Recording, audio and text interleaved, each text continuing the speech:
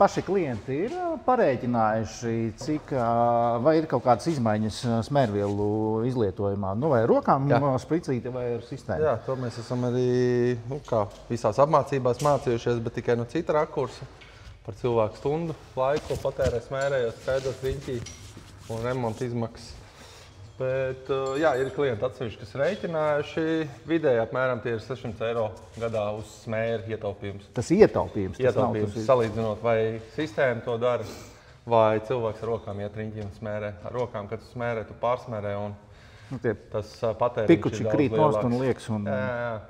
Jo eļošanas sistēma, viņi periodiski bieži un pa bišķim dod iekšā, kas vajadzīgs, lai atsvaidzina, teiksim, to smēri tajā smēra punktā, bet operators, kā iet no rīta vai vakarā, tad viņš smērē, tad, kad gāžās ārā, tas sanāk uz 2 stundām tā smēri, un pēc tam jau viņš ar veco tur strādā jau pa pussauso vai kā, jā. Tas nozīmē, no rīta sasmērē, nākošajā dienā vēlreiz sasmērē, un tad viņš visu dienu strādā nosacīti ar vecu smēri jau. Viens klients pareiķināja tā, ka viņam darbinieks no rīta sasmērē, pusdienās, vai no vakarā un nākošajā rītā, atkarībā no tā, bet 2 reizes dienā. Ja?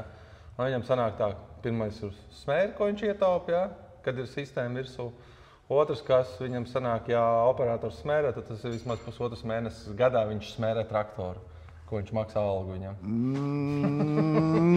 Tā kā vajadzētu būt, ja? Nu, tā kā saskaitot to visu kopā, principā sistēma pēc ja vēl ieslēdzam kaut kādu 10 stundu. Gada pusotra atmaksājās, nu, ja ieslēdzam to, ka kaut ko palaiž garām nepasmērē, tad pēc 2 gadiem, ja tev jāsāk mainīt jau kaut kāds tapas bukses, tad tas jau ir jau kosmos. Tā, principā, eļošanas sistēma, nu, tā, kas ir dzirdēts, 4, 8 gadi brauc, nekādas problēmas nav, nekas jāmaina. Ja. Principā, pirmajam, kad traktors ir rokās, viss noiet, otram atdod, un tad tikai varbūt kaut kas jau, teiksim, jāsāk domāt par kaut kādu bukšu maiņu.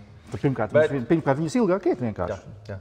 Otrkārt, skaties, ne jau visi strādā vienā maiņā, cits strādā 10 stundas, 12 stundas dienā, 2 maiņas, un tad tev vairs nav laiks čakarēties. Kā man vairums klienti teica, viņi ir nopirkuši traktoru, viņa traktori pelna naudu, viņiem nav laika stāvēt. Līdz ar to maksāt vēl operatoram par to, ka viņš skraida riņķī, dīkstāvs, nosacīt, ko neizdarītie darbi. Ja, tas viss saskaitot kopā, beigās ir summas liels gadu griezumā. Tāpēc operatoram ir savs darbs, traktoram ir visu laiku jākustās, un tāpēc ir vajadzīga sistēma virsū. Zina, kad ir sasmērēts pareizā daudzumā no sērijas, un traktors ir kustībā visu laiku. Bet tā sistēmas arī, ka ir diezgan liels trauks. Jā, sākot principā no kilograma līdz mēs esam likuši 8, bet ir līdz 15-30 kilogramiem. Nu, tādam maziņiem kaut kādam... Šī tādiem kilogramīgi liekas virsū mazie pumpīši, jā. Ir citi modelīši, viss liekas virsū tā kā 2-tonnīgiem iekrāvējiem. Principā no 8 tonnām sākam jau 2 un uz augšu skatīties jau litrāžu. Tāpēc, ka daudz, kur rūpnīcā liek 2-litrīgo, protams, tas ir lētāks, jā, bet tas nozīmē, ka tev intensīvāk jāpild. Bet, ja traktors vairāk ir karjerā projām, mēs skatāmies no tāda viedokļa, lai nebūtu visu laiku ar spāņu jāskraida līdz traktoram. Kad vienkārši tur ir principā šito trauku apmēram plus mīnus līdz mēnesim tu var izbraukt. Ja ir 8 stundas darbdiena. Ja ir ilgāk, nu tad, protams. Bet vidēji apmēram ap 8. Tas apmēram mēnesis.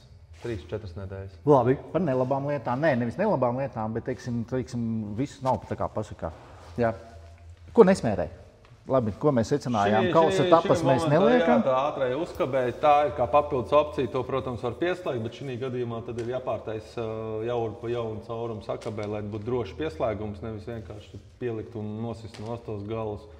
Tā, principā, visu traktoru smērē, izņemot kardā. Kur nevar pievilkt klāt. Kādreiz iepriekš ražotājs bija izstrādājis kaut kādu tur ierīci, ko lika virsū, un tur tāds kā rotators griezās līdz smērē. Bet tā iekārta tur maksāja pat 3000, un nevienam viņa nebija interesanti. Līdz ar to tas projekts ir miris un vēsturē palicis. Labi, kā cilvēki paši viņus salauž?